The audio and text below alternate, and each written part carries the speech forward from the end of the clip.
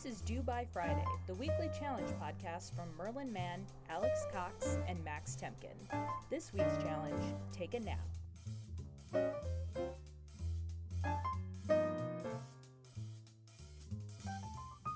Hello. Hello. Good afternoon. Hi, Merlin. Wow, really rude of you to call us back so late. I'm so sorry. I got really busy with my card game. Wow.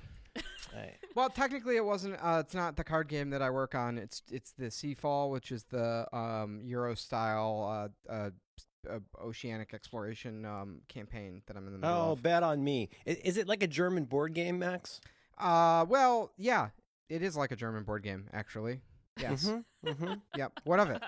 They call it board gum and scheisse. So we had the cards retreat last week, and we'll get further into this when we start talking about napping and stuff. But I'm all fucked up from this retreat because it's like so all the guys come in town and we just like agonize over cards and Cards Against Humanity. We talk about every single card in the game and decide whether it stays or goes, and we're poring over data and writing and just like basically like running ourselves ragged. We work like, I don't know, like 16, 17 hours a day sitting in the same room together for like 10 days until we all go insane. And we came up with this sort of interesting thought experiment I would like to pose to both of you, which is, let's say that there was a party that lasted for 10 days. Would you, and you were attending this party, how long would you last? 24 hours a day, partying. Oh, there are so many factors that, like, this isn't, okay, so are we can you give us some examples? Like, is it a party with like 5 of your closest friends, or is it like our New Year's Eve party that's like over 100 people? Yeah, but like are there projects? Do you have to like decorate a bear or something? That's a great question. I haven't stipulated so much in the thought experiment. Let's see. I'm going to say that, so like our New Year's Eve party, it's funny that you hold that up as an example of like a crazy party, because there's like people sitting around playing board games and like there's craft projects and like well, that's the thing about our that's New not Year's like Eve party. It's not like a rager, right? The reason I bring it up is, am I a Although host it is, of the party? It is a rager if you're you, Alex. Oh God. I was wondering if that was going to come up. Can I eat this coaster? Alex was arm wrestling people. And winning. It was very strong. Yeah, it was great. I don't remember that actually. So there was a Hamilton rap. You and Mel were doing a Hamilton rap. Oh, you love that. I do. But if I was hosting a party, you guys familiar with Hamilton? It's a musical. Is that historical musical, Max, with the rapping? It is. It's quite popular. Also, he wrote Bring It On, which nobody remembers or enjoys, which is based on the movie Bring It On. But if I was hosting a party for 10 days, I think I could last, because that's kind of my job in some, like when we go to conferences, we sometimes have just like 10-day parties. And, well, okay. Man, now I'm really thinking. So, would you last in your ideal conditions? Would you last for 10 days? Let's just stipulate that it's like it's not a party that's like custom tailored for you to have fun at. It's like a party that you would go to, like, you know how like in Chicago there's like New Year's Eve parties that you can like wait in line and you pay and you get into. So you know what I mean, like a party. No, so I would last 0 minutes. I would go. You leave him. You turn around and leave immediately. Well, I mean, I have a heuristic for this. And that is, like, let's say, I mean, to me, an easy way to kind of shortcut this is to go think about the most fun you've ever had at parties. And, like, who was at those parties? Like, what were you doing? So I can just say, like, if I think about, like, the parties, some parties in college, especially parties after college, like, we used to do a thing where, like, a bunch of friends would get together at my house, actually, for New Year's Eve. And it was like a 2-day thing. I'm going to say, one question, do I sleep? Or is it a certifiable Rage and Rama 24/7 for 10 days? Great question. I think if you're gonna sleep, okay. Have you guys seen Breaking Bad? No, what's that? You know how in the season where Jesse's real sad, he has the party in his apartment that goes for like the entire season, and there's just people like live at his apartment, and it's like the music's always playing, and they're always doing meth and dancing and partying, but also people are sleeping. Mm-hmm. So I think it's that. I'm going to say if it is a standard government issue party that I'm enjoying like a lot, and I'm younger and I have stimulants, I'm going to say 18 hours easy. I think by day 3, I'm going to be wilting regardless of how much fun I'm having. Because now I'm thinking about, like, with all due respect, the family things where there's always somebody walking around and doing stuff and like getting a water and using the bathroom. And like after 4 days of proximity to lots of people, I get really introverted.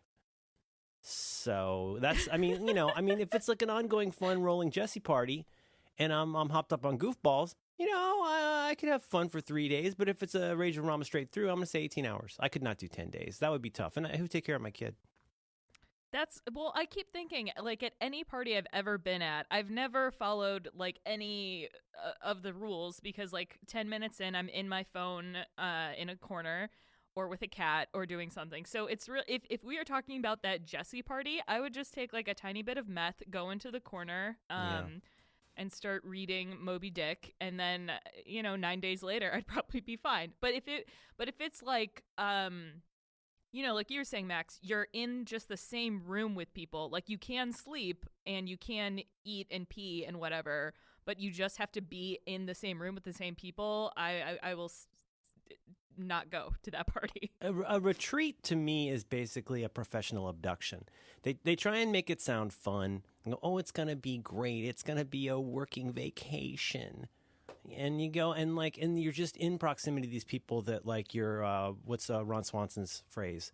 Your workplace proximity companions. Workplace proximity associates. That's it.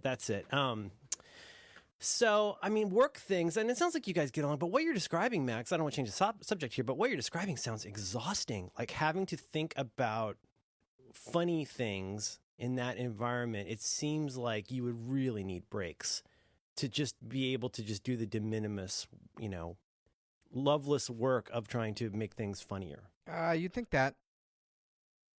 Do you guys you seem like a harsh taskmaster, let's be honest.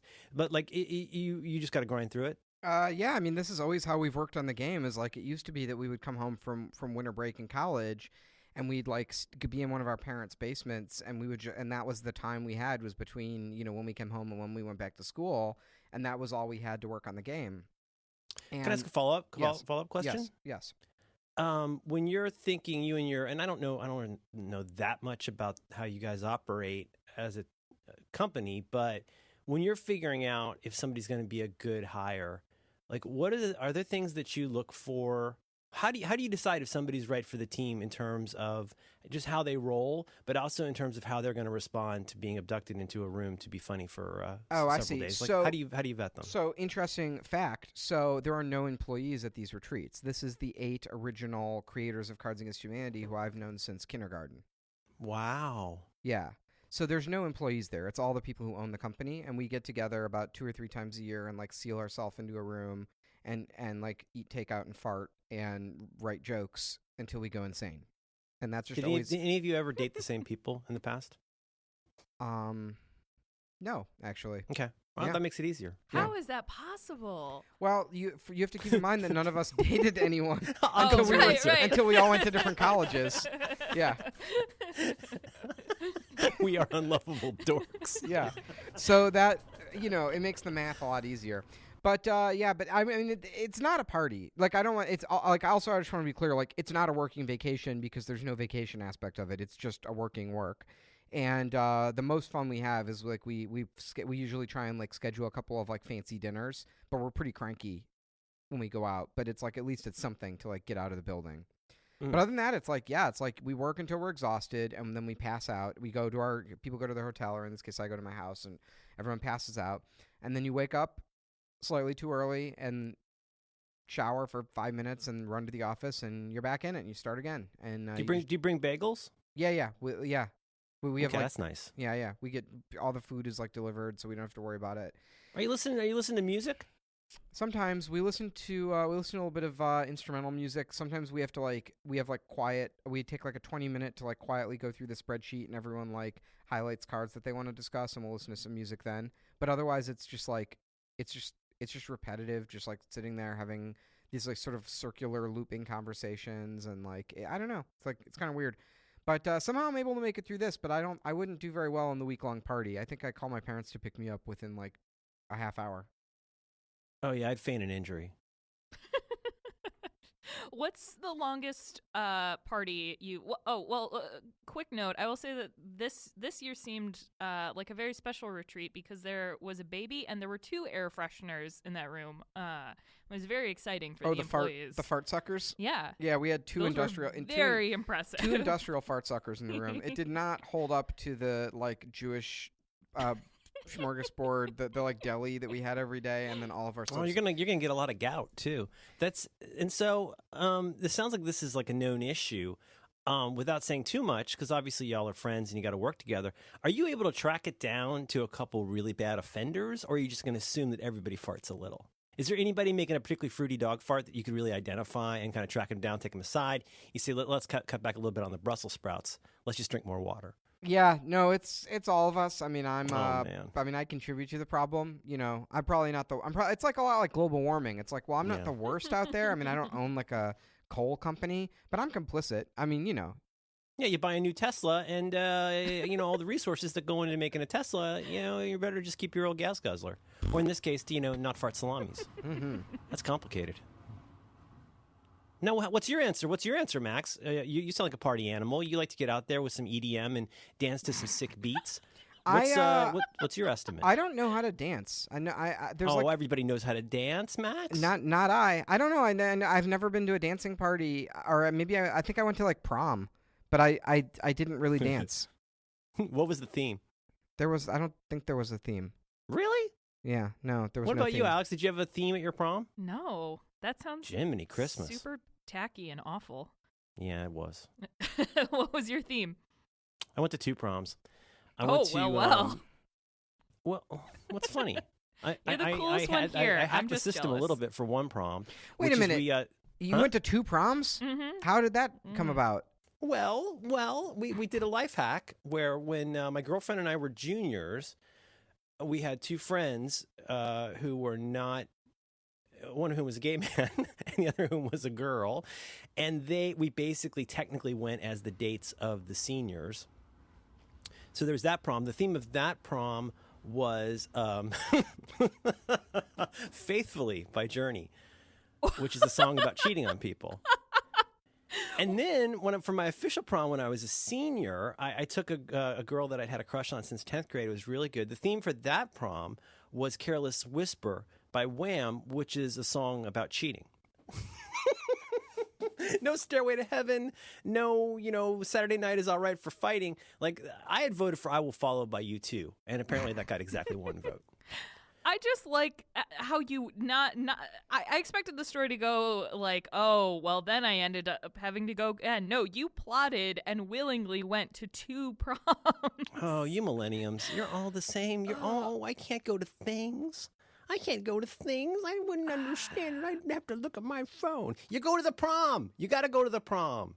You go to the prom. You play sports. You get in the stamp club. You got to do these things. I went to prom just purely based on how humiliating it would be to have not gone to prom, but it was like exactly. It was basically like it just felt. It was one of those things of like it felt so important. It was like, oh, like I have to go do all this like bullshit, but like this is why everybody should watch the Netflix program The Crown, because you think, oh, how great must it be to be the Queen of England and the Commonwealth? Like, oh, that's so amazing. You get to do whatever you want. You wave your magic wand. Somebody brings you some cookies, and it's just a life of endless obligation over which you have very little control. You don't get to manage pretty much anything about your life unless you're particularly politic about how you do it. So basically, you just get led around like a Barbie doll, and that's being in high school. I think a lot of it is just like one dumb rote thing you don't want to do after another. And I think you millenniums, what I'll give you credit for is you've learned you could say no. We didn't know that you could say no to these things. It's the 15-minute walk run. You got to do a 15-minute walk run. That's required. Now, you guys would just say, I got to look at my phone because I'm an introvert. That was the year the iPhone came out, and I got an iPhone. So I have all these amazing prom pictures. It was at an aquarium, the Shed Aquarium in Chicago. It was actually pretty cool. Your prom was at the Shed? Yeah. That's so cool. It was very cool. Anyway. My prom was in 1985, so I think I had like a manual for an Atari or something. Phone. Have your own phone in high school. Jesus Christ. It's a tool. Yeah. Mm-hmm. Well, so was I. Man.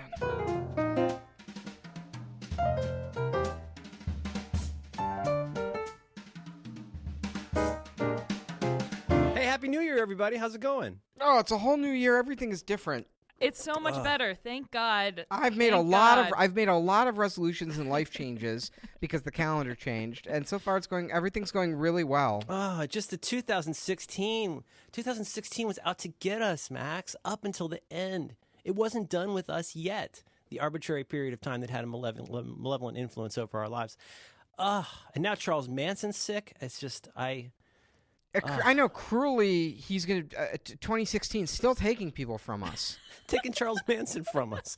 He's been there my whole life. I'm not saying I love Charles Manson, but he's always been there. And he turned his ex into a swastika, which is pretty brilliant. And now, he's in Bakersfield, home of so much great country music. It's really sad. If very Morgan sad. Freeman dies like this week, I'm still going to blame it on 2016. Like, ooh, 2016 got another one. Oh, hug your babies. So what have you guys? What are your big resolutions that you guys have made? Because when the calendar year changes, it's a good time to make a lot of dramatic changes. You got to overcorrect for pretty much everything in your life that's happening. What have you guys decided to go with in terms of your big New Year's resolutions? Alex, I know this is a huge one for you. What have you been thinking about? What do you say to yourself? It's New Year's Eve. I'm wearing a hat. How do I change my life? Well, I went into the end of 2016 thinking, wow, I've literally had nothing to drink. So at 12:01 on January 1st, 2017, I had a whole lot to drink. And that's how my year started. And I've had fast food 3 times so far in 2017. So it's going pretty well. Yeah. Nice. Yeah. I have a friend actually who joined a gym 3 weeks ago, and she's like, I'm gaming the system. I'm starting my New Year's resolution 3 weeks in advance so I can complain about the people who go to the gym on January 1st and 2nd. I'm like, okay, good job. Oh, Great. all those posers. Well, my resolutions are, the key is to pick something. You got to think big, and you got to pick something really ambitious so that you're motivated to do it. So I've decided I'm going to lose 150 pounds, and oh, that's good. That's a nice round number. A sesquicentennial drop. Well, it's easy to remember. So I'm going to drop 15 stone. I'm going to visit every continent. I'm going to be nicer to all people that I meet. Oh, that's so nice, Max. And I'm going to make an extra $1 million in 2017. Those are my goals. That's so reasonable. Are you going to try eating, praying, or loving, do you think? Well, the eating is not compatible with my first resolution, so that's out the window. There'll be no eating this year. Purely, it's just. Are you doing a cleanse? Well, it's a not so much of a cleanse as I only have powders now. It's a detox. That's it. It's a detox. You get all the toxins out. Merlin, we live in a toxic environment. There's toxins all around us. They get in. Now, you would think that your liver, your kidneys, and your skin would do enough, but no. No. You need some teas. You need some kind of like a lemon powder would be nice. Don't do actual lemons, even organic lemons. You don't want that. You want a lemon powder that's a homeopathic lemon that's been distilled down to its primary citrus components. You get that and you mix it into a rudimentary paste. You put that in your ass with your douche, and then you just sit there. You sit there and think about what you've done. You could do some yoga. Well, Merlin, I'm really glad you brought this up because I'd like to tell you about our first sponsor this week, which is Crystal Nootropics.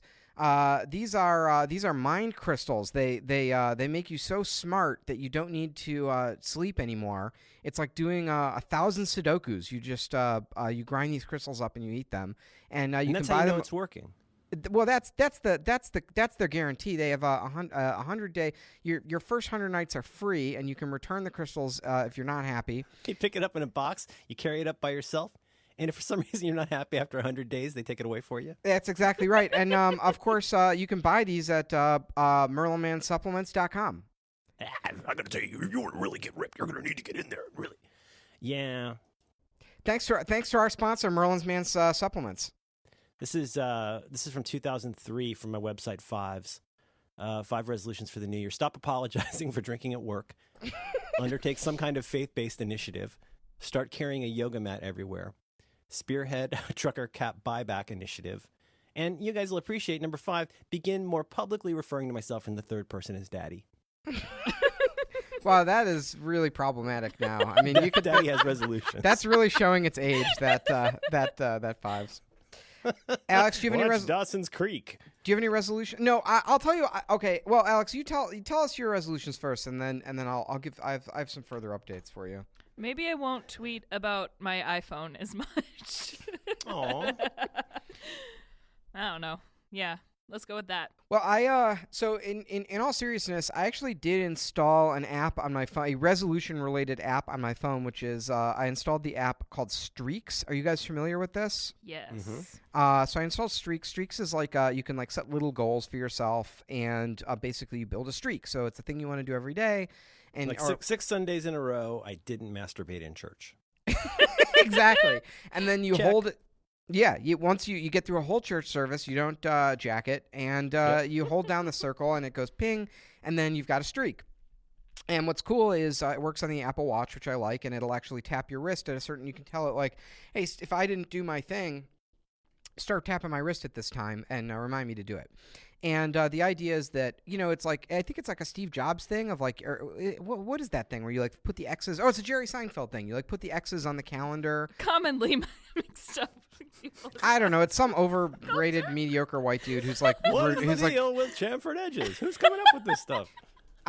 It's some like lovable asshole who has like this impossible productivity tip that everyone loves that doesn't really help you with anything. But the idea is like you work on your new material every day, and you put the X on your calendar, and then you just at some point your only goal becomes don't let today be the day where you don't put an X on the calendar. Get it. Yeah, I was trying to use streaks to quit doing things, and that's much less satisfying. You know what I mean? Like, it's one thing to go like I'm gonna like what? So you got those dingling resolutions like I'm gonna eat celery every day or drink water this many times. That's much more satisfying. Doing something and checking it is super satisfying. But sitting there nervously throughout the day and praying that midnight comes before you haven't done the thing you're not supposed to do is like it's harrowing. What were you trying to get off meth, or what were you trying to do? I'm not gonna tell you. We talk about meth too much. Wow. Okay. I would love some meth, you guys. I would love it so much. I mean, I'm on the Claritin train already, toot toot. But like, man, Daddy could use a little kicker. I got to get back on the Adderall. I miss it. Oh, I was like a great glistening beam. I could do anything. I was invincible. Well, so over the cards retreat, here's my thing is like here's my actual goal for installing Streaks is I want to try to remember to meditate every day. I just want to try and make 10 minutes minimum to just sit and quietly and meditate. It seems like it should be like pretty trivial to squeeze that into your day, but actually like life kind of gets in the way and you wind up like running from thing to thing, and it's a lot of days it's hard to do. You have to actually like make and have some intentionality and like plan it out. And like great example is when we do these writers retreats, like I literally just don't have 10 minutes in the morning. Like I want to sleep as much as I can, and then I have to go right in. So it's like if I want to meditate, I have to wake up 10 minutes early to do it. Anyway, so I was like, I'm going to make a streak, and that will motivate me to keep meditating. And I built up a streak of 2 days, and then I was like, fuck this app. This is too hard to, how dare this app like start tapping my wrist and bothering me to meditate. I know. I still at 8:42 every morning, I get a reminder from Headspace. It's like, hey, time to get some Headspace. And it's like, click. And it's so, again, it's the same principle as like why we rail against resolutions, where it's like, well, time for me to suck again. Ping. And it's the worst. But, I one life hack, I do think this is true. I found this to be true with work things. And again, it's another one of my obvious observations. But if there's something you want to do and you can do it in the morning, like that, I think you have such a better chance of success. I guess that differs from person to person, except in as much as like if you can get up just a little bit earlier and do the thing, if that thing's writing 500 words or that thing is like taking a walk, I think the morning is the best time to do that. I think in some ways I feel like that's a habit that has positive knock-on effects in a way that an afternoon or a night habit might not. Do you know what I mean? It's like, because I know if for me with writing in the past, if I haven't written anything by 10 a.m., it's very unlikely I'm going to write something the rest of the day, even though I act like I will, right? Like any like decent writing I've done is usually before like 11 and often before 8. So like, I think you have to figure out if there's something you are trying to do, like you have to slot it in a place and like make yourself do it for 3 days and then don't give yourself any breaks on it. But you know what I mean? Like if it's something where you're like, well, remember to do this thing before bed, I think that's harder. That makes me anxious. There's some sort of I'm imagining it as like an armadillo up on the roof rolling around. It's like turned itself into a ball form and it's angrily rolling around like a boss in Mario. And it's like it sounds with the headphones on, it sounds like a bong. Doesn't it sound kind of like a bong? Can you hear the armadillo, Merlin? Oh no, I hear it. Yeah. Okay, so just now you started hearing the armadillo. All right. It's so loud. It's just there's some sort of something clattering around in the roof. What does it sound like? It sounds like there's just someone keeps dumping a bowl of marbles. Yes, it sounds like someone. It sounds like children are marble racing on the roof. I think that's what's. I think we have some sort of chimney sweeps up there. It could be Lin-Manuel Miranda. Some sort of lovable orphans have snuck up onto our roof and they're racing their goddamn marbles. An armadillo is balled up, called up, running marble races, looking on all the cards against faces. Rap, rap, rap, rap, rap, rap. To your credit, that was actually better than Hamilton. Oh, thanks. You're so sweet. I'm gonna teach you how to say goodbye, motherfucker.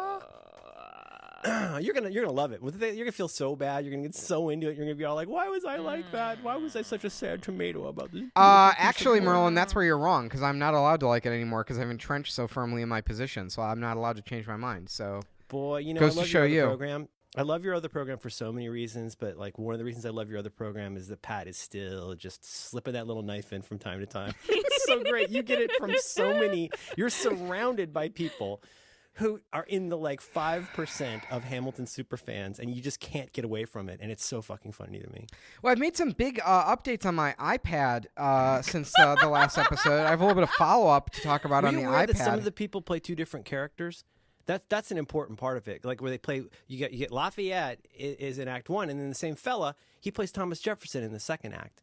And then there's little twists on like for example, you take My Shot. My Shot. You got to really think about this because My Shot means at least 3 different things. Do you want me to explain it? Wait. Are there going to be guns? Oh, there's guns and ships. We rendezvous with Rochambeau, consolidate our gifts. Hercules Mulligan! One thing I've done is I've installed Spark across all of my devices, so I have. We should talk about this because you got me to get on airmail. So yes, I love this thread. I want to talk about this. Okay, I'm aware of how boring this is for everyone but us. But what are we going to not talk about Mac applications? So I'm feeling a little bit down on the Apple ecosystem lately. Like I think you're pretty much alone on that, Matt. Yeah, this I know. does not seem to be a trend. I have a brave, bold opinion that I think things are not feeling. I feel like I'm not on as firm ground as I was maybe like 6 years ago. But it's still very firmly like the best thing out there. Like a bunch of the Cards guys now got Google Pixel phones, and I played a lot with their Google Pixels because that's like supposed to be the leading phone that's not an iPhone. I played with it for 45 seconds and I was like, this is shit. It like feels bad in your hand. The screen's not responsive. It like looks ugly. Like the apps don't work. Like it just sucks. Like it's so much. It's like everything that's like lightly driving me insane about a Mac and iOS right now are like a billion times worse on every other platform. So what am I going to do? I'm going to stick with it. But anyway, I've got Spark going, and Spark I can report. So I used this when it was in beta, and I had some sort of frustration with it or whatever. But man, it had a lot. I mean, I like the Rito guys. I like Dennis, but like it had tons of weird bugs that were there forever. And one that was, I mean, just not to interrupt you, but one that was super frustrating as somebody who was using Spark exclusively on iOS was it wouldn't do quoting right. Like I'm a quoter. Like I'm old school. I mean, I'm a top guy, not a bottom guy. I'm no John Gruber. But like I like to select something, hit reply, and then be able to have that be like you can. It's so important to me to be able to like interleave or whatever the word is my response, and like it would just shit the bed every time you try to do that. Plus they got the whole weird server thing that I'm still not totally comfortable with. But what was it doing for you? Oh, I honestly don't remember. I just remember I downloaded. Everyone was really excited about it, and I downloaded it, and I was like, this is like not. Whatever it solves with the mail.app, like the default application, it's like it introduces new problems. So it wasn't really, it was all the same to me to just stay on mail.app. But anyway, I'm back on Spark, and they've ironed out all of the issues. I think. So I'm really enjoying it. The only thing that really my only complaint, and I don't. This isn't really an issue with Spark. I think it's just sort of an ecosystem problem. Is it takes a long time to download the mail. So, like, what happens is I open up my mail application. I can see that I have, 20 new messages. I click on a message and it goes like downloading the rest of this message. And like, really, how big is an email? It's like 50K or something. Why? This is a non iCloud account? Because that's part of the problem is like, I mean, what does that mean? I think I have all of my levers set correctly and I still don't get push email with Gmail, and so I open up any of these apps and I do that thing what's Linda Stone calls email apnea, where like I go fuck, because I always have an empty inbox because I'm that guy. I'm literally, and then I go I inhale and I wait for the spinner to start spinning, and then it starts bloop bloop bloop dropping them into the inbox. Like it's not doing it in the background for me. Oh, just a little panic attack. You can watch unfold in real time. Nice thing to have 6 times a day. Yeah, so no, I definitely I'm only on Gmail, so I definitely get that. And the Gmail app is I think the Gmail app is actually pretty quick, but it's like bad to use because it's a web view. So I don't know, man. I mean, there's not a perfect solution. I mean, email. Did you try Airmail? Am I thinking of the wrong show? Did we talk about Airmail? I'll try. You talked about it on your other program, Back to Work. So I don't know. You tell me. I mean, if you're on Airmail, I mean, tell me you got to lead with the F's and B's here, Merlin. Okay, all right. I'll give you the F's and B's. Well, and I want to hear why Alex is making a noise, but the funny part is there is one just horrible, upsetting reason why I still use Spark, and I'm so ashamed. But Airmail has integrations out the wazoo, so and it has a desktop app that's pretty good. But it makes it really easy. Like I was just getting it set up on the desktop this morning since it's kind of become my go-to in the last few days. And you can do stuff like send this to OmniFocus, and you don't need the Clipotron to do that. You can say send this to reminders, which I love. It's got all these integrations. Send this file to Dropbox. It's just made out of integrations and settings. And if you're the kind of person that likes a lot of settings, which I am, Airmail is really, really great for that. But it doesn't do one thing that Spark does, which is you touch the little thing at the bottom of the screen, and you slide, and every email gets snoozed. And I still have to go in once a day and say, I'm a bad person, and I don't want to see this mail till 10:42 tomorrow when I do the same thing again. Ooh, I have so many. Airmail's good. I have so many questions about this. Question number one. Let me ask you this question about the desktop. So I'm a Gmail in the browser email user, and I've just stubbornly stuck with that since Gmail was announced. It's great, and it's got the key commands. Fuck, those key commands. JX, E, clear them all. Boom. Oh, left bracket. Yeah. Just pow, pow, pow. I mean, I don't even have to look at the keyboard. I don't have to touch. Here's a great one. I don't have to touch the mouse. Like IE. Like, make them all go away. Get out of here. It's Gmail. Gmail is awesome. I know all my labels. Like, I have such like muscle memory. Like, I mean, it's probably if I'm being honest with myself, it's probably my most used like technology. Like, I spend most of my day just in Gmail, like reading and writing emails, and I'm really good at it. Like, I feel like we may be, Gmail, they introduced this like, what do they call it? Inbox or? Yeah, their iOS app, Inbox. Right, and you can do Inbox on the desktop, and like Inbox has a lot going for it. Like, I like a lot of what they're doing with it, and it has lots of cool features and stuff. But it's not for me. It doesn't. Basically, anything that's not Gmail as exactly how it is right now in the browser is not for me. Like, that's my thing, and I like it. And I do get a little scared. I'm like, man, like Google could just this could just go away, and like I'd be so fucked. There's nothing like it. They could Google Reader this. Yes. And I'm still sad about Google Reader to this day. Let me ask you my other question. So and I have a follow-up answer to you about why. But it can come later. But please proceed. With you. Please proceed, Governor. Well, okay. So my thing is like I do use the snooze stuff because I'm a terrible person and don't follow my own advice. But I'm usually pretty good about getting all the way clear at a certain point. But my problem is that I'm with you. I think Gmail, if you're on a desktop, Gmail in a web browser. If you don't think that's the best email app, you're probably not a power user. Like, what you can do so quickly with so many emails. The idea of having to like sit in mail.app and hit multiple things to like make that thing go away is bananas to me. And I'm clicking, I'm dragging, I'm gonna so much click clicky the dragging. send And with button. Gmail, it's all meta keyless letters. It's not even a key command. You hit a letter, you hit LW, and that labels this as work or whatever. So I still find that my favorite desktop experience. My problem is when I have like unto a ding-a-ling snooze stuff and it pops up in Gmail for the web, I'm not using any plugins right now that would accommodate that. So I have to go on my phone and re-snooze it because I'm a bad person. But like I got email up. It's working. I've got it. It's good. It's really good. It's not as killer on the desktop as it is on iOS.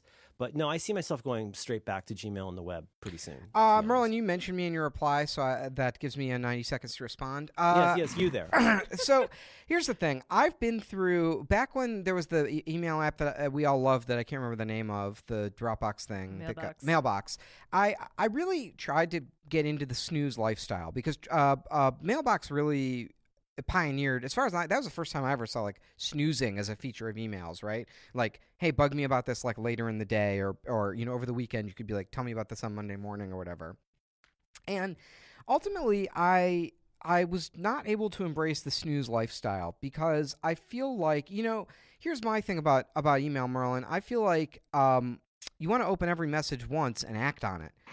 Okay, so when you get the email, you only touch it once. That's correct. Because because then you're sort of going, every time you open an email, there's the cognitive switching task of like you have to like understand the whole context of the email and all the people, the dependencies and the people working on it and the project. And it's like, I don't want to open an email and do all of this like sort of mental work to be like, where is this project?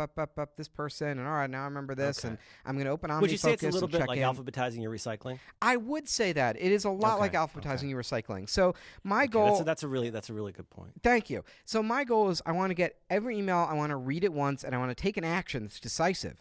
And being like, I don't want to look at this anymore, I'm going to push the action back later. Well, now I just have to go through the cognitive switching task again, and it's going to be painful again. So I would rather just archive it. Honestly, I do this a lot. Merlin, here's a life hack. Do you know you don't have to reply to every email? You just hit E, you archive it. But what, like somebody spent the time to contact you, and like they're like expecting like a response. Sometimes the kindest thing is to just say nothing. Like if someone asks me for something and I know that I'm not going to do it, a lot of times I just hit E and I'm like I don't want to like get into a back and forth about why I'm going to decline this. I just hit E and don't do it. Well, like what if I have like a shit ton of email that like I haven't responded to in like 3 years? I mean, I got to respond to that, right? Well, Merlin, I'd like to tell you about a little something I invented called Inbox Zero. Okay. Is that thing where I spend all day on my email? Yes. Yeah. Well, here's the thing. Here's the thing. You get the merit badge. Did you know there's an inbox? Every single app I use, once I have cleaned out my inbox, I see the icon for my user account and the word Inbox Zero. Oh Christ! It would be like if every time in my life I looked at my like romantic partner, there was like she had like a Cards Against Humanity tattoo on her forehead or something.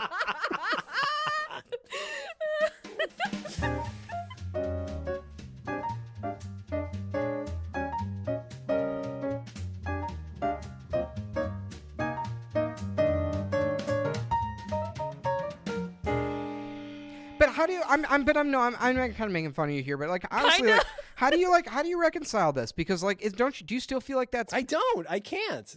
I contain multitudes. I'm like a rapping poet. Leaving aside the Inbox Zero thing, just the general principle of like, don't do each email twice, which seems like a very sound principle to me. Well, okay. Well, there's two because it's always two things with me. Here's the thing: is that first of all, that is a best practice. I do a lot of the things that I have counseled other people about, which is that like every time I open my email app, I don't want to see emails in there that I haven't I want it to only be things that I haven't read or or things I might want to do something about. So if there's something I'm real good at archiving. Believe me, I got a good archive finger. Like I'm really good at that. And of course, as you know, Gmail on the web makes that very easy. So I mean, the thing is, I do mostly practice what I have previously preached. Part two that's difficult is on the internet, you're never supposed to be contradictory.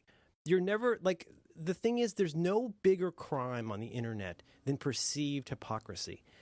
And I used to struggle with that. And I guess I still struggle with it just a tiny bit, but mostly like once you've decided not to be bothered by hypocrisy, your life gets so much better. And it makes everybody else's life so much worse because they're so confused. You've just been proven guilty of the worst crime on the internet, which is seeming to do something contradictory. And not to be a Walt Whitman at this point, although he's a fantastic rapper.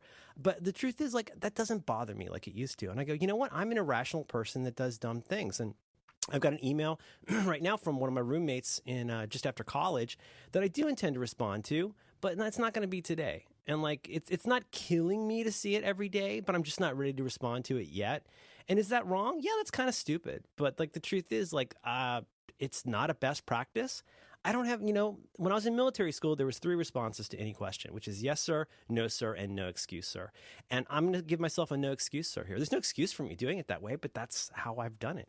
I'm mostly good about it, but sometimes I'm not. And I still have to go on and have a life, even on the days when I don't always follow my own rules. And like, that's a pretty good way to be 50. No, Alex, you're not talking. We're going to get chided. Tell me why you don't like airmail. Or you know what I love is that nobody gets mad at the two of you for not letting me talk. I get private messages about how I should talk more. No, cut that out. But really, though, there's this like one angry lady who's like, Merlin, can I tell you about something I like? This week our sponsor is Fracture.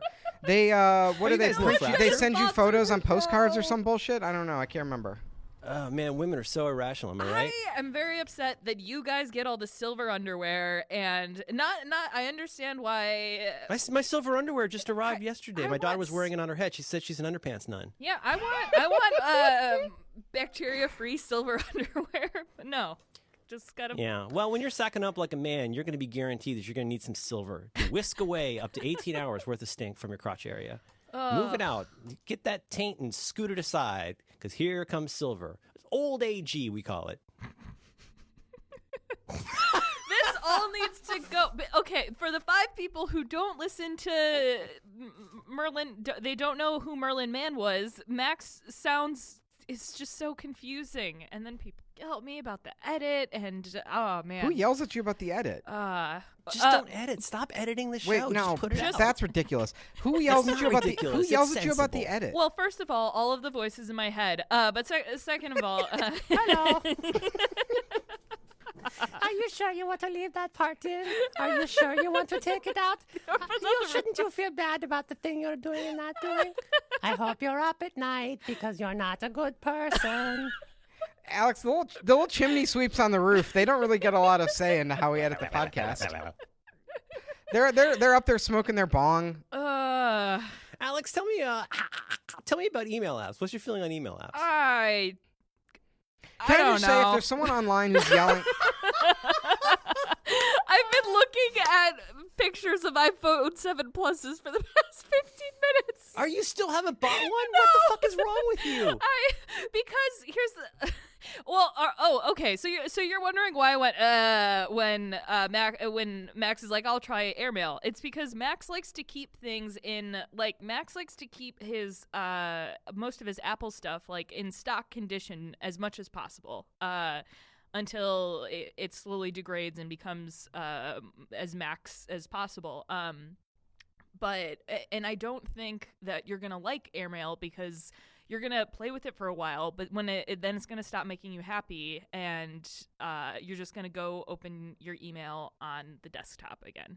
Because Sparks is fun because you get to like swipe and make stuff go away, and airmail is like almost the exact. It's the exact same thing that you would want from Spark, except you can customize it out your ass. Which like what do you want to change in Spark? Like I don't know. Right. So like in Spark, one thing that is cool in both these apps is Spark is definitely, and I mean this as a compliment, is a simpler app.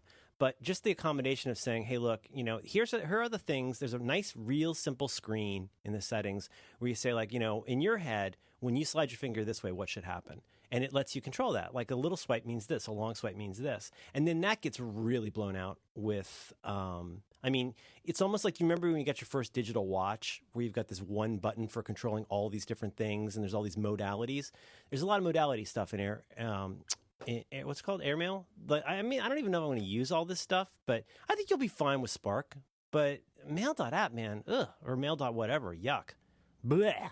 I hate it when it even opens. It's like my new Microsoft Word. It's like, don't even launch. I wish I could just delete it from everything. I agree.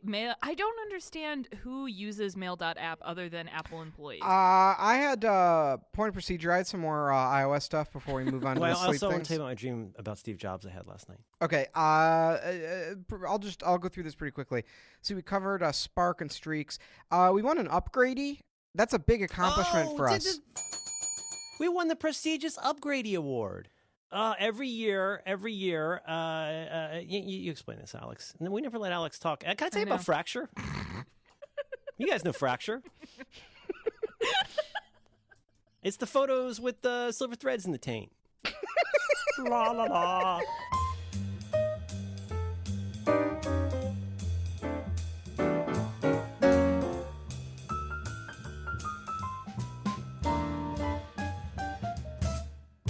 What are we talking about? I haven't eaten. Yeah, you don't eat, though. You just let that claret and go to work. Yeah. Well, I have 2 different kinds of medications you're supposed to do on an empty stomach. My herbal mood stabilizer you're also supposed to have on an empty stomach. Is that... Wait, real like medication you're supposed to have on an empty stomach? Yeah, this my son theanine works better if you have it with a cup of coffee and no food. Hey, you guys, I don't know if you heard, we won a prestigious Upgrady. Did anyone listen to the episode? Yes. I listened to every episode. God damn, I really Max. no, I do. I really like Upgrade. And I voted. I didn't real. I think we were added like really late in the game because I remember voting and I did not vote for our show. Or maybe. Wow, thanks, Alex. We got and it's fun. It's like Jason also does these drafts a lot on Incomparable, which I love. I love the drafts where you go around in a circle and you pick your favorite of something, and if somebody else picked it, you don't get to pick it. I love the discussions about how and why people choose the things that they choose. That's my favorite part of these kinds of things. And in this case, for each one of these, they go back and forth and decide who should win based on like the case that the other person makes. And both of them like this. I think they almost gave it to this other show that's probably better than ours. But yeah, in the end, they said, yeah, best new podcast is Max Temkin's program due by Friday. Thank you. That's an honor for me to win that award. What? Why? What did they say? Specifically, what did they like about it? Mainly, they like Alex. Good. When we let her talk. Yeah, they couldn't give Bro, it let me to tell you about our Mike's- sponsor, AdamandEve.com. AdamandEve.com. Wait, what? Is that a thing? Was that a gay joke? I don't know what's Oh, what is this? Oh, it's porn. Okay, never mind. Adam and Eve. Oh, I see. They make vibrators. You guys don't listen to any podcasts sponsored by AdamandEve.com? No. What? No. They sponsor like half the podcasts I listen to. Is it like a hair wolf thing? What's that one? Yeah, with all it's the fake comedy They shows? do the comedy Okay. podcasts. Oh, Don't listen to excuse comedy me. podcasts. Sorry, New let me Alex, say something else so I can interrupt you with a stamps.com joke. Are all these trips to the post office killing you? You know how everyone goes to the post office all the time? If you sign up today with stamps.com and spend more than $100, they'll give you a free drug scale. Oh.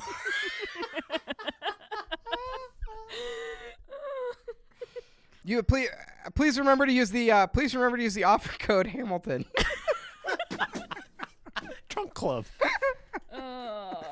Can I tell you about my trunk? Ow, fuck! I just pinched my hand in the microphone.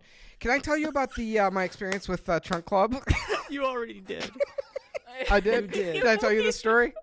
But you explained this is why you and Alex dress the same. Yeah. You explained Yeah. this. Oh my God, Merlin! He got a Tom Bin bag and Clark. Oh, Desert nice. What'd you boots. get? I got a brain bag. What did you get? Well, no, I have like a lady. I use the Tom Bin white tech boy. Whatever that backpack is that everybody has. Is it the one? Don't they have one called the Founder? The Founder's bag. I like the white tech boy. Yes, there is a laptop in here. Yes, I am carrying a yoga mat. Oh, I have the Synapse 20. No.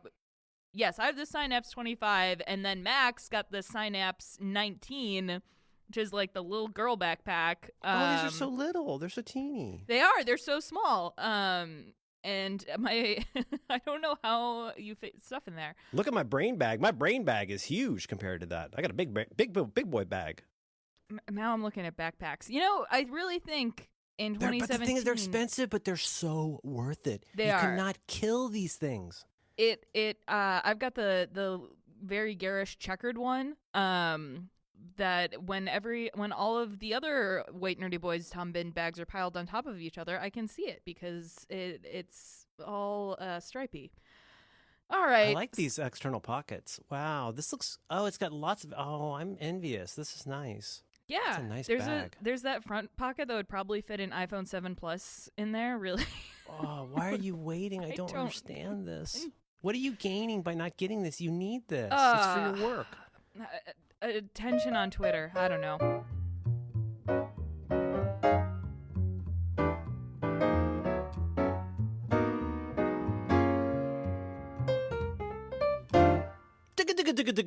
Challenge. Okay, it's been a while. It's been a couple weeks. We were away for the holidays, and my challenge to you all was the challenge was to take 2 on-purpose naps over our interregnum bye weeks. So over the next 2 weeks, the idea was you have to take 2 naps on purpose, and then we would talk about how that went. And I realized fairly quickly this is actually probably a horrible. It seems like a good time of year for this challenge, but it's in actuality, for all kinds of realistic reasons, probably a terrible time for this challenge. But I still want to hear how it went. Oh, all right, Max. You want to go first? Well, I just straight up didn't do this challenge, so Okay. so I'm happy. Did you try? The thing is, I was explaining this to my daughter last night Yeah. because she loves when I explain things to her. Yeah. I said, this is, and I know Alex disagrees. I think the point of this show is to have the challenge, have it hanging over your head for much of your life, adding unnecessary stress. And then if you didn't do the challenge, you talk about why you didn't do the challenge. What was difficult about it? Was it scheduling? Was it a lack of flat surfaces? What? And I think that's part of the challenge. Is if you didn't do it, tell us why. Well, Merlin, as you know, I'm not so. It's not so much that I'm busy as I'm highly time constrained. Is there what's the distinction? I don't know. I heard it on a Isn't podcast. that the same thing? No, it sounds cooler when you say time constrained. So, no, I just, I don't know. I didn't have a lot of time. I don't have time during the day to nap. So here's what I just really had one attempt at this challenge, which was there was a day where, the week before the cards retreat, so the first week where we were off, it was around like 4:30 and I sort of finished everything that was like urgent. And I was waiting for, Veronica was coming home from work at like 6 and I wound up with like an hour free, and I just sort of put on my headphones and lied down in the couch in a dark room in the office and just sort of chilled out, and I was like, maybe a nap will happen, and it didn't, but I enjoyed sort of lying there for like an hour. And so I think we kind of covered this before, but it makes sense to, excuse me, Ivan! It makes sense to recover this here. I get the sense that y'all are not nap people. You're not super into sleep as a thing. And you have not historically been people who make the time to take a nap. And if you have, you probably didn't even mean to. Is that accurate? Yes. Yeah, I'm extremely not a nap guy. I mean, I couldn't tell you. Does it make you anxious? A little. When I wake up, I feel a little bit anxious. I feel like something is wrong, like when I wake up from a nap. So I just don't really take them. But I do. Sleep is very important to me. I mean, I get 8 hours every night. I mean, I really am very. What? Oh yeah, Wow. I'm like, but also I'll say like I'm incredible at going to sleep. Like I pretty much can just lie down and close my eyes and fall asleep no matter what's going on. And a lot of it is like I have like some smart things of like I like keep myself busy until I'm sleepy, and then once I get sleepy, I stop doing things and I lie down and go to sleep. That is so sensible. It sounds obvious, but a lot of people don't do that. Totally agree. Now, what about you, Alex? How did you? I'm guessing it went really well. You're around some racist relatives, plenty of opportunities. Yeah, I don't think I've ever taken an intentional nap unless I've been sick, which admittedly happens a lot. Even when you're like working really hard and stressed out, like at events, like you don't go and steal like an hour to go catch up on. That's the worst. sleep? So we always try to do that, and like there's always like a nap room that nobody naps in because we're all too stressed out. Because if we fall asleep and like we don't hear our phone and someone calls us, then something terrible has happened. And in fact, especially at conferences and events, I always wake up at 5 a.m. without an alarm because my body has just trained me to assume that a catastrophe will happen at 6 a.m. So I just wake up. Oh, God, that's awful.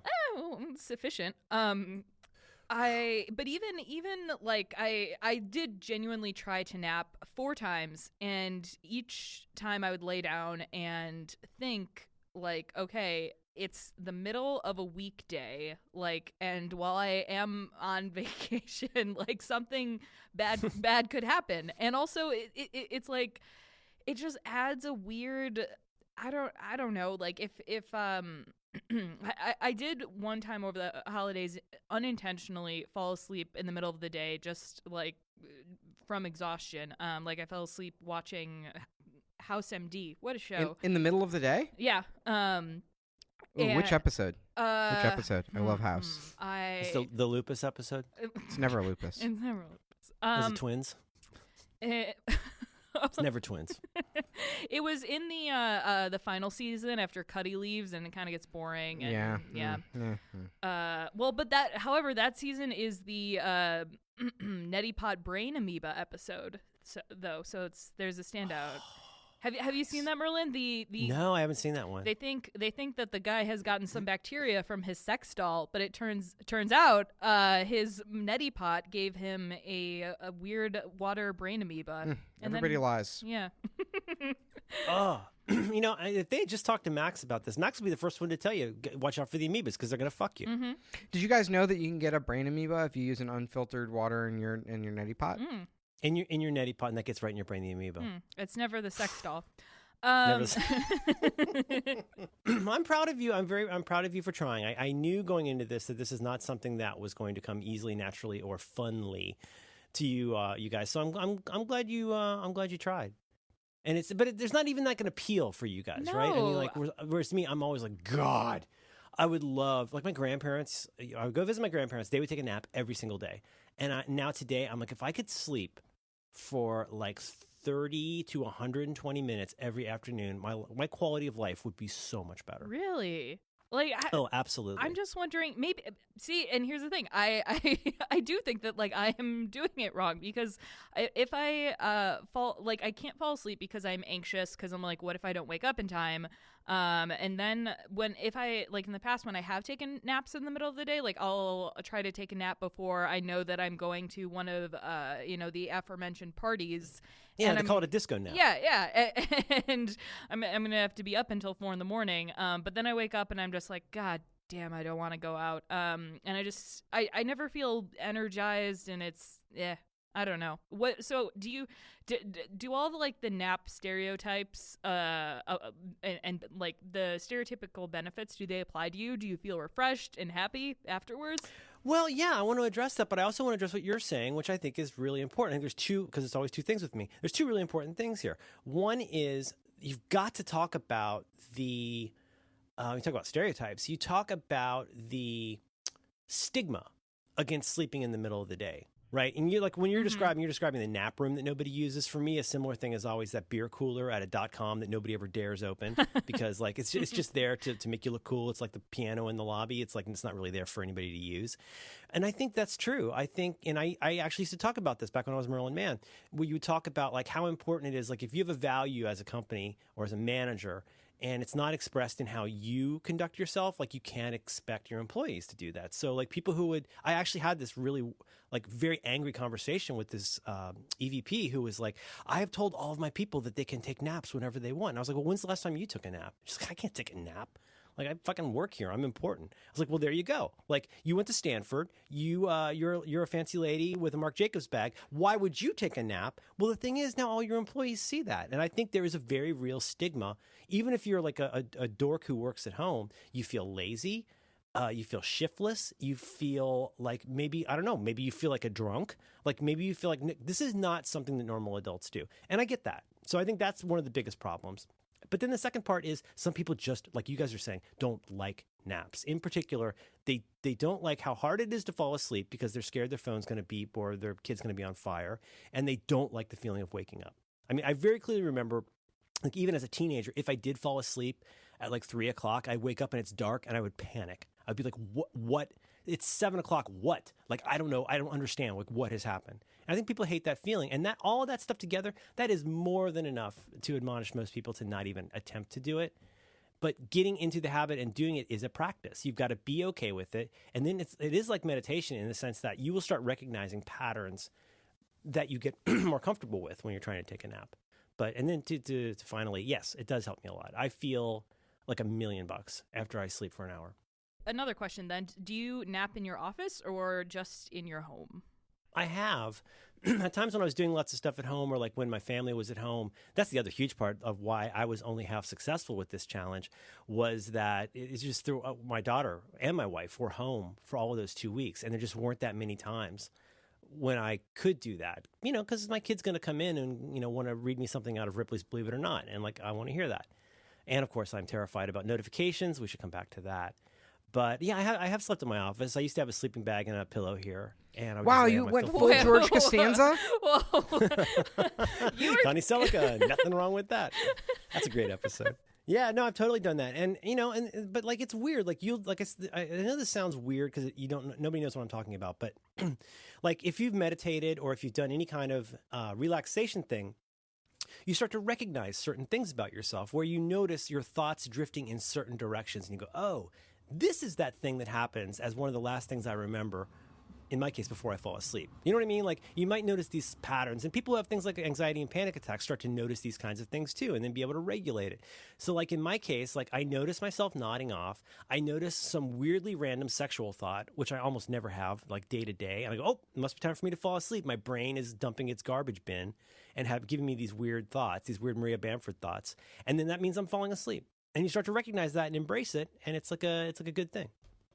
Like, are you distinguishing then between falling like sleep, like nighttime sleep, or like you get the same thoughts before falling asleep at night and falling asleep before it's usually a nap. Usually a nap. But I mean, like I have a specific position I like lay in that is the position I tend to remember falling asleep most often to.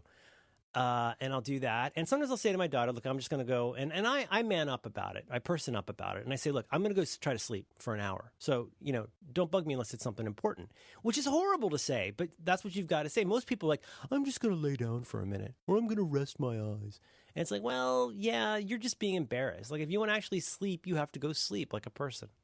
I don't know. This is probably really boring to you guys. I'm glad you tried, though. I know this is difficult, but I'm very glad that you tried. It's kind of fascinating. I don't know. I consider you, I don't know why, Merlin, but I would consider you kind of a highly energetic, high-strung, not necessarily high-strung, but a person with a lot of energy. And yeah, like for you to be able to fall asleep and also wake up and resume your day and not feel like garbage, it makes me happy.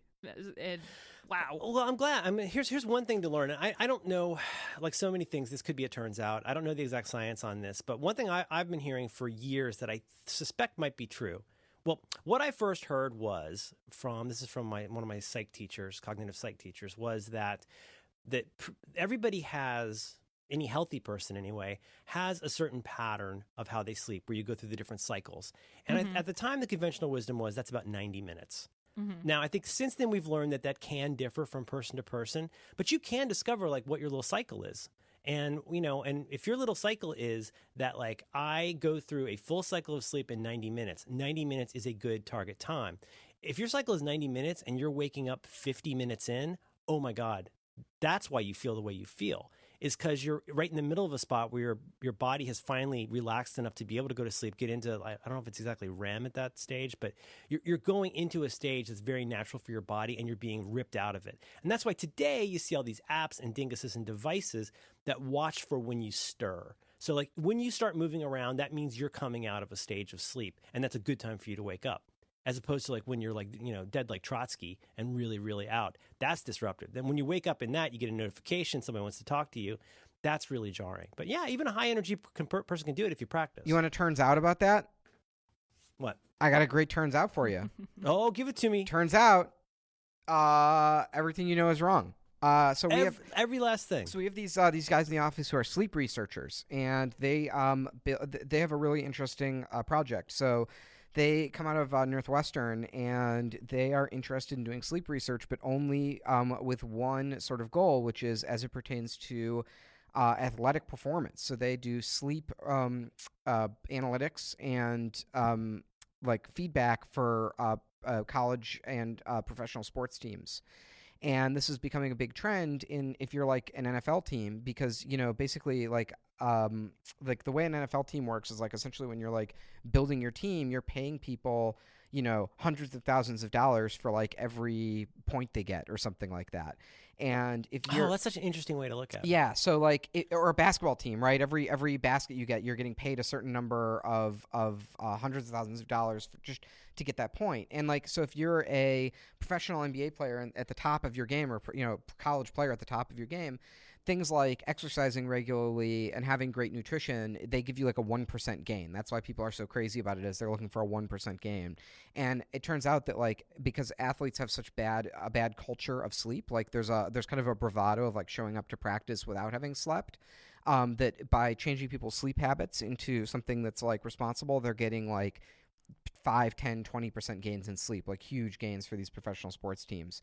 And so one of the things they've looked at is like all these sleep devices on the market, they do this thing where they gently wake you up at the lightest part of your sleep cycle. So basically, like I have one of these I got on Kickstarter, and one of the things it does is it monitors your sleeping rhythm, and you can basically like authorize it to wake you up to a half hour early when you're at the end of your REM cycle. So when you like you're saying, like you wake up and it's sort of this gentle, like you wake up and you feel refreshed. Here's what the sleep guys have found. They've found that actually, if you just sleep the extra 20 minutes, your performance will be enhanced in a measurable way, better than if you wake up and it feels good. Turns out that's a really good. Isn't that interesting? I'd never heard that. Isn't that interesting? So they're like, it is. Can you, if you are able to and comfortable with it, could you find a link to? Well, I don't know that they're sort of a startup, so they're not like publishing their research yet or anything. They're a sleep research startup. Yeah. So I'll ask them if they have any sort of like data or anything. But all they're doing is like, they're basically like measuring lots of athletes' sleep and then correlating it with their performance in games. And they find a higher correlation with athletic performance if the people sleep the extra 20 minutes than if they wake up and they at the most comfortable part of their sleep cycle. So their advice is basically put on a sleep mask and sleep every possible minute you can. You know what else is really good? Thank you for that. That is a good turns out. I also I bought something. Sometimes you get a product and it's like it's not like exactly good, but it is useful. This thing's not super well implemented, but I got this thing from the Amazon, and it's basically a little headband you wear that's got speakers in it. Ooh. I think it's called Sleep Acoustic, something like that. Sleep. It's called Acoustic Sheep is the company, and they make something called Sleep Phones. And it's this, you look kind of like a Bjorn Borg type. You get like that's an athlete. You get this little fuzzy fleece headband you put on, and it's got these two shitty little speakers in it that act as headphones, and it's got a dingus in the back that lets you control on, off, and volume. And it's Bluetooth headphones that you can wear while you sleep, and it's fucking great. They're not very well made. They're kind of like horribly implemented, but I'm loving these things. I've been wearing my Siri balls when I go to sleep. I got my Siri balls, by the way. I'm envious. I think I might want some someday. Oh, God, they're so good. I just ordered them, and they were supposed to show up in, like, I think Apple was giving me the ship date of February 2nd, and then they just showed up in the mail. So good for me. All right, I'll go right now. They're excellent. They work exactly how you imagine, and everyone reporting that they're, like, comfortable. They're, like, it's like, I don't know, this sounds like underwhelming praise, but it's actually one of the highest compliments I could like possibly give to a product. Is it works exactly how you imagine, and you don't really notice them. They just sort of become this incredibly convenient thing that works exactly how you want. That's exactly what I like to hear in something like that. They're like extremely reliable. They switch over to the device quickly. They don't run out of battery. You can walk really far away from your phone and they still work. Like it's so natural. You just pop them right in and go about your business. Veronica says I look like Chappie, the robot. I saw that. She goes, when I wear them in bed, she goes, "Are you wearing your Chappies?" Oh, that's sweet. Yeah.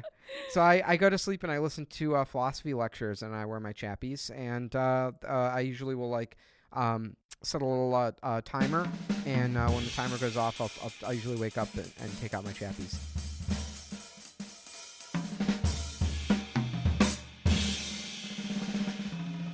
Alex, I sent you that anxiety and sleep thing. That thing's been working great for me. Wait, I want this. What is this? It's this guy. This is so embarrassing to admit, but he does these hypnosis things on YouTube. Not like a creepy hypnotize a girl thing, but like these hypnosis things, and about especially for people with anxiety. And one of them is it's basically to help you fall asleep, but it's also a hypnosis thing about anxiety. And I have found it really good and useful. And I listen to it on my Sheep headphones. Cool. I want Do you want me to put it in notes? Yeah. No, you can skip it. All right. What about hypnotizing ladies? I want that. What's seductionscience.com. This Well, looks Alex, you're promising. You're a big part of the seduction community. Mm-hmm. Yeah. Oh, this is horrible. Wow. No, it's really bad. It's really bad. And then there's sex Wait, fantasies. it's about the it. same guy who hypnotizes anxious people to sleep, tells you how to like No. confidently like con women into having That's a sex good with you. point, because I had thought to myself, I have not listened to this all the way through while I'm awake, and I had a kind of Homer Simpson feeling like I'm actually going to increase my vocabulary or learn how to like grab a girl on the subway. You know? Now, Merlin, when you talk about Hamilton, are you negging me? Is that a neg? That's exactly what I'm doing with you. I made you notice me. Throw a drink in your face. Your friend's cuter. Now, one of the other things I've heard you have to do is you have to peacock, and when you peacock, this may not be real. This may just be something I saw in Parks and Rec. But when you peacock, you wear like a crazy hat so that people notice you. Oh no, that's totally real. That's real? What? Oh, absolutely. Doesn't Tom do that on Parks and Rec? That's right. I got to find out what it puts in his hair. Yeah, and it's like that guy with the rings. Yeah, with the rings and the big fuzzy hat from TV. Same thing. That guy, what's his name? Mystery? David Is that his Blaine? name? No. Look inside your panties. That's my card! It's got my number on it. What else?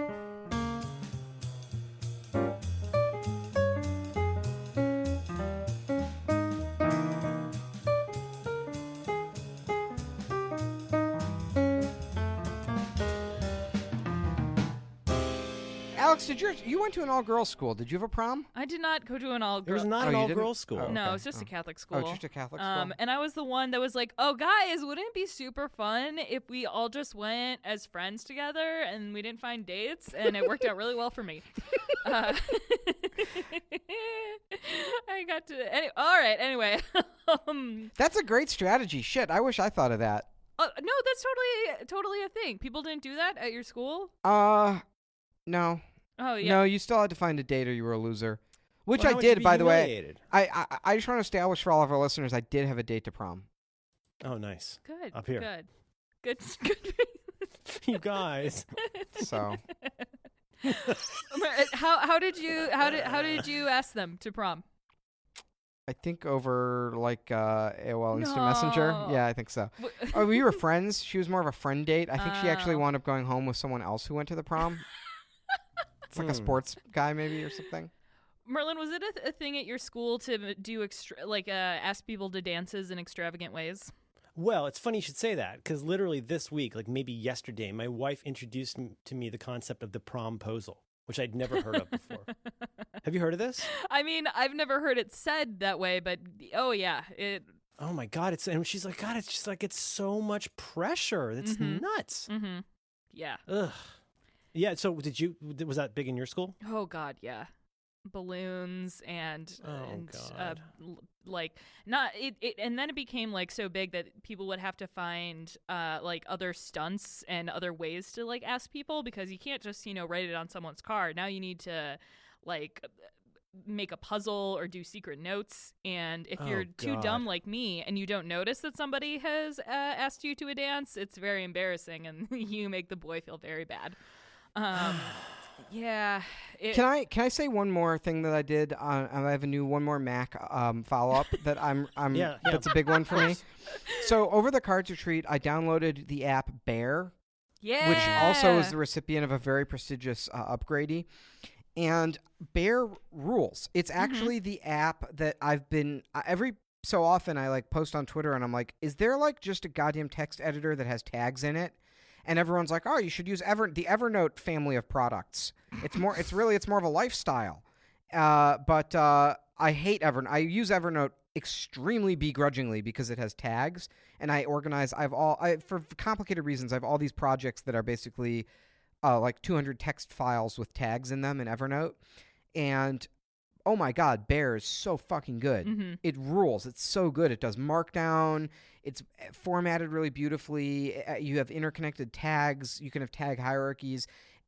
If there's anyone listening to this podcast and you have like a text file based lifestyle like I do, just get Bear. Stop using whatever nonsense you're using and get Bear. It's so good. I'm making a little bit of an Alex noise. Merle's making an Alex noise. All right. I thought that was the chimney sweeps smoking their bong. I can't tell anymore. Okay. So we're gonna then let's break a little bit from our format and some. I don't even know how Max is making this noise. That's pretty good. Hold on. I need to get another energy drink. Oh, this sleepy time is. What is that? This is okay. So I've got. I didn't have breakfast this morning. They're like increasing in severity of color. They're like turning more and more into colors that are things that human beings shouldn't eat. So right now I'm having the Monster Energy Ultra Red, which tastes like literally like Kool-Aid with I don't some understand sort of why you have extra trouble chemical. sleeping. This is so strange. I can't quite diagnose or unpack why you would have resistance to sleeping. This is so odd. Anyway, go ahead. So it's red, this is the monster drink? Yeah. But is it a normal size can, Alex, or is it one of those jokey millennial size cans? It is between the two. It's like a reasonable millennial size can. All right, that's as long as you're, please drink responsibly. Yeah. I remember the day people started. Remember Four Loko? Yeah, it is not that size can. But now I have a Monster Energy iced tea, so there's a little bit less caffeine. I think. Nope, just as much. Never mind. Okay. Can I try this? Yeah. Go Do you mind? for it. I've actually never had this, so I'm interested. The reason why I like energy drinks is because.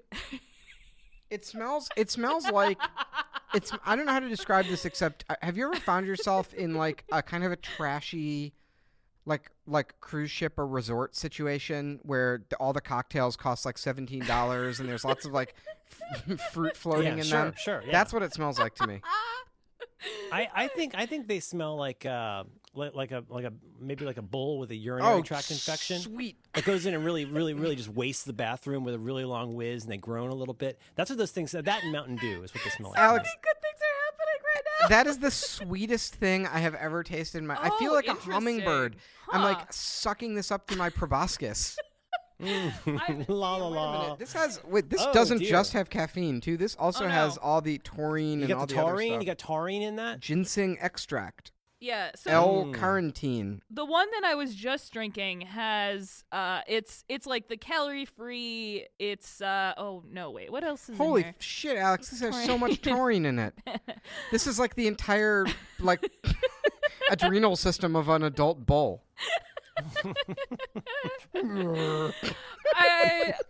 I'm sad. I Who took my adrenal system? didn't want to make Merlin I feel. hope she's doing good work, because I could really use my adrenal system.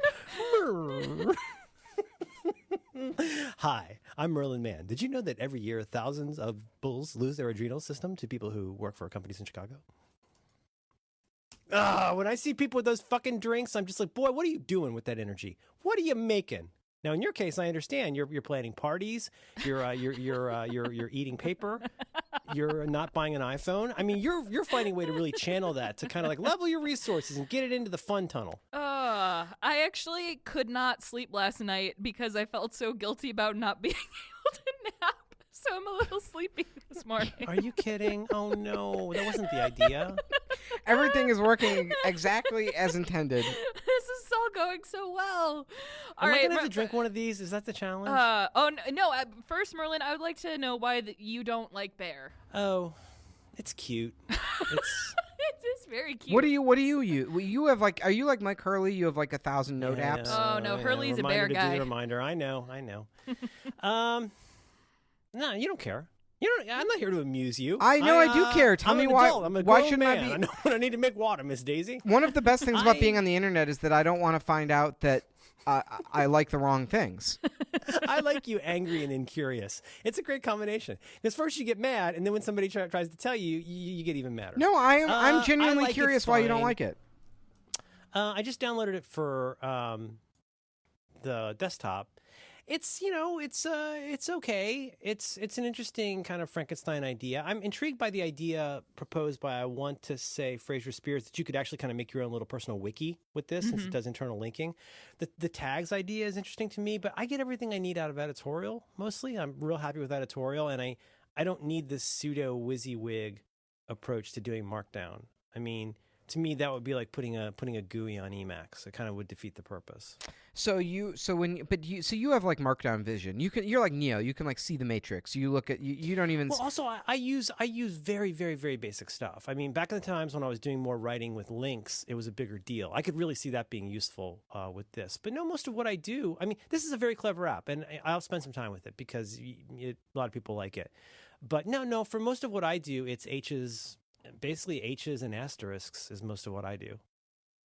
Just nested lists and headings and a little bit of, bold and italic. That's most of what I use. There's some multi-markdown stuff I do. I use some really obscure multi-markdown stuff that nobody but me uses. Like I do tables, which some people do, but I also do glossaries, which almost nobody does. Good Lord, you do Markdown tables? I didn't. Huh? You're history's greatest monster. My Markdown tables fucking rule. You should see my sous vide table. You want me to send it to you? Absolutely. Every time I do a new sous vide recipe that I'm not positive of, I track the results in a new line. Wow. That's actually a very good use of a note. I could do it in Google Docs, but it's real fast and easy. Actually, I think Evernote actually makes a companion app for sous vide results that you can download and integrate with the rest of the Evernote family of products. Yeah, you flip back the cover. It's $17 a month. You flip back the cover, and it's got a picture of a sous vide dingus. Mm-hmm. And then you log into that. You get you can get the novice account, you can get the pro account, you can get the super user account, you can get the admin super user, you get the executive admin super. Now those are all different by 75 cents a month, except for a couple, and I'm not going to tell you which. When you get to that right level, you will get sous vide syncing, which means now when you pull the cover of your iPad back a second time, that does what's called a push. It's going to push that into the cloud. Now you can have that cloud push working on 1 to 3 devices, provided that you have the executive admin pro account. If you have the pro admin exec account, it's not going to happen. It's going to seem to push unless you fold your iPad back a third time. Now that's going to do what's called a pull, okay? And that's going to use basically it's rsync combined with a GitHub. You get a GitHub, and that pushes it in, but it doesn't really do anything because you've got the wrong account. And you're not sure why. The only downside is now the Evernote employees get to taste your food after you sous vide it.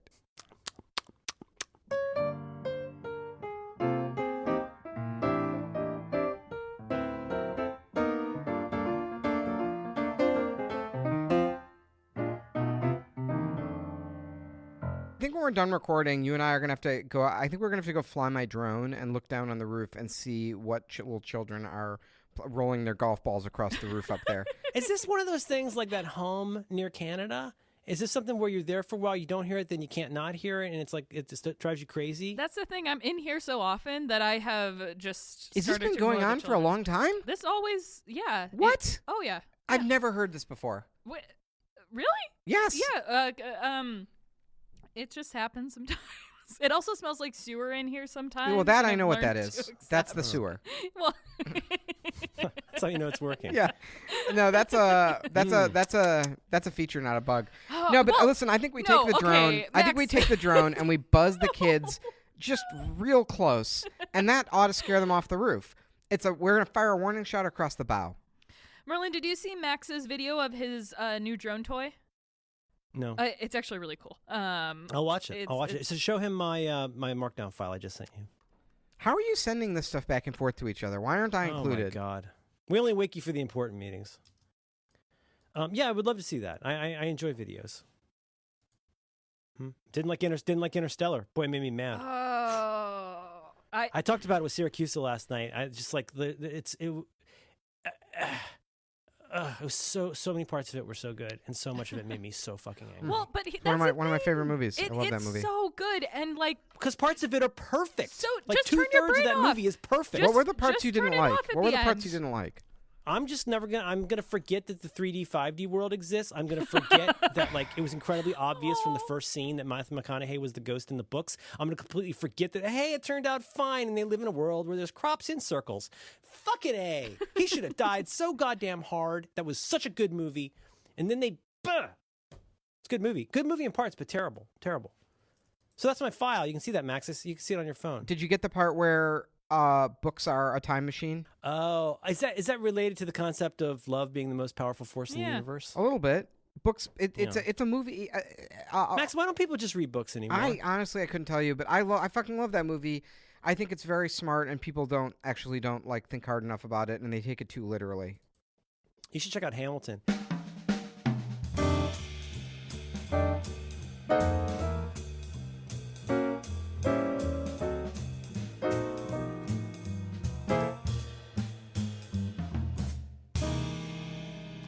Hang on. I'm sorry. I really have to pee. I do want to hear this. I'm going to pee and I'm going to come back. Thank okay? you, Merlin. Wow, you guys. Is that okay? Wow. All right. We're on the same. I mean, I got a bucket here, but I could act All like right, I'll just hang out alone and entertain our readers. I'm gonna urinate and I'll be back. All right, we'll play a medley from the hit musical Hamilton. Dun dun dun dun dun dun dun. I'm the only one not peeing. Is Merlin not back? No, he stayed and made jokes while you were peeing. Oh no. You want to hear my Hamilton rap? Yes, My please. name is Hamilton. I'm here to say I wrote the Constitution of the USA. I should get a MacArthur Genius Grant. Oh, really? They keep. It feels like there are more geniuses every year. Yeah, anyone can get onto that shit now. I mean, anybody. I hear that they have that 30 under 30 list now that people. Moving on. What's your challenge? No. Were you on that, Max? No. Because I can't look at Forbes. Forbes won't let me look at their site. They say boo ad trackers. I can't look. Well, if you have your ad tracker on, you're going to miss the Forbes thought of the day. Yeah. And that's a big part of the day. I mean, every morning you spring out of bed and you're like, ooh, it's a new Forbes thought of the day. It takes a heap of living to make a house a home. Yay, Forbes. All right, Alex, what's your challenge? Apparently, Max is on the 30 under 30 list, but I haven't actually seen it. That's not a fair challenge for you guys because Merlin can't make the list. Moving on. I know I could. Oh. Maybe I could be in the like 200 under 200. I think they may have a geriatric version. yeah, but the contest closes at 4 because everybody went to dinner. Forbes early Am I bird. right? Being old is funny. Being dead is better. I can't wait until I turn 30. This week, I would really, really, really like you to try to have only one screen on your iPhone, and I will accept 2. What? That is so weird. Why? That is so. Why? It's sort of like saying I want you to have one. I want you, whatever size your house is. I want you to have one room in your house. Yeah. That's Can you so can you odd. say this again? I'm not sure I'm following. So your iPhone, you can have many screens. I want there to just be 1 or 2 of those, and not however many Merlin has. Where do you put the rest of your stuff? In I the need all of that. folders. You just put them in Folders? folders. Fuck's sake. Okay, here we go. Stuff. When did the iPhone come out? 2007. 2000. Okay, 7. so I'm coming. It's been now 10 years. Mm-hmm. I've had all my icons the same way for 10 years. I know Mhm. I could close my eyes and open any app on my phone. And you're telling me I need to have it a different way? No. That's what it sounds like, Seems, so how many pages do you have on your phone? So I have my first page. These are the core functions of the phone. So things like text messaging, the phone, my contacts, the clock, the camera, the things where it's like, this is what the phone does. Then I've got my work applications, like things where like in a pinch, I can like go to this page and do some work function on my phone, like open a spreadsheet or whatever. Then I've got games, and then I've got all the bullshit that Apple won't let me delete. All right, there are so many things wrong with this. First of all, you couldn't even have pages until the second iPhone because there were no apps, and now you can delete. But I still have my home everything. screen on the first page. I have all the apps in the same order that they shipped on the original iPhone. then that's fine. Then you have an easy week. But Merlin has No, how though? Because all my apps don't fit on one screen. But you have 3. So I just have 4. Get it down to 2. You can fail. All right. Or all right. Then I'm gonna do it. I'll do it. I will rise to the challenge. You will also in the show notes we will be sharing our home screens for both our phones and our iPads. Can I also get like 250,000 fewer followers? Jesus Christ. So, questions. Think about how excited everyone's gonna be, Merlin.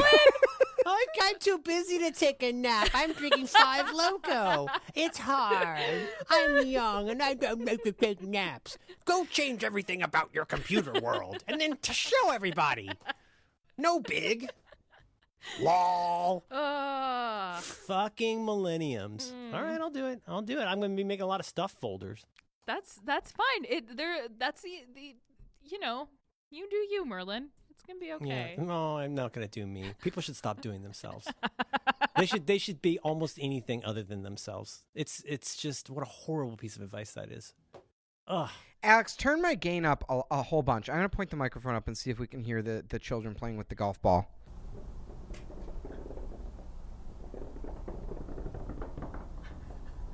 What? Can you hear that? Are you kidding? Are you guys making that noise? No, I'm telling you, that is the Orphans, and they're rolling their marbles. They're racing marbles on the goddamn roof. Are you on the top floor of the building? Well, we own the building. Yeah, it's our building. What do you mean? It's like no, I don't know fuck all about where you are. So that is actually the roof above you. Yeah. At first, it sounded like a creaking, but then it sounded like golf balls falling off a footstool. Here's what I think it is. It's I think there might be like a raccoon who got like an acorn or a walnut, and he's so cute. and he's working it. See a drawing and he's working it with his little hands, but he's got no grip, you know. Oh, his little claws. That's so cute. He just wants that acorn so much. He's just trying to get into the walnut. And do you know what I mean? And he's kind of walking around on his back feet, and he's got his front feet on the walnut, and he's pushing this thing all over the roof. Precious angel. We can't have that. I got to get the drone up there and scare him away. You know, the only thing that would make this Tableau X better if you were sitting in what's called a video game chair while you were looking at it. I'm fascinated by the idea of the video game chair. I see it sometimes on TV, and I'm like, you have a chair for video games. No matter what happens to you for the rest of your life, it's the fault of somebody buying you a video game chair. So the only thing that makes me I think about this image of the video game chair every time is when conservatives talk about Benghazi and they're like how she did Benghazi. I think in their imagination, how I always picture her is she's in like a pro gamer rig and she's got like a headset in and she's sitting in the gamer chair and she's like, now take out the ambassador. Go, go, go. Tell security they can go. Execute Order 66. I think in their fantasy, that's how it went down. All right, Alex, get your raccoon gloves. We got to get up on the roof. Oh, he just wants that acorn. Enjoy your week, Merlin. Yeah, you know what? Fuck you. I think that's the first time I've ever said that to you. I'm going to just say fuck you. This is brutal.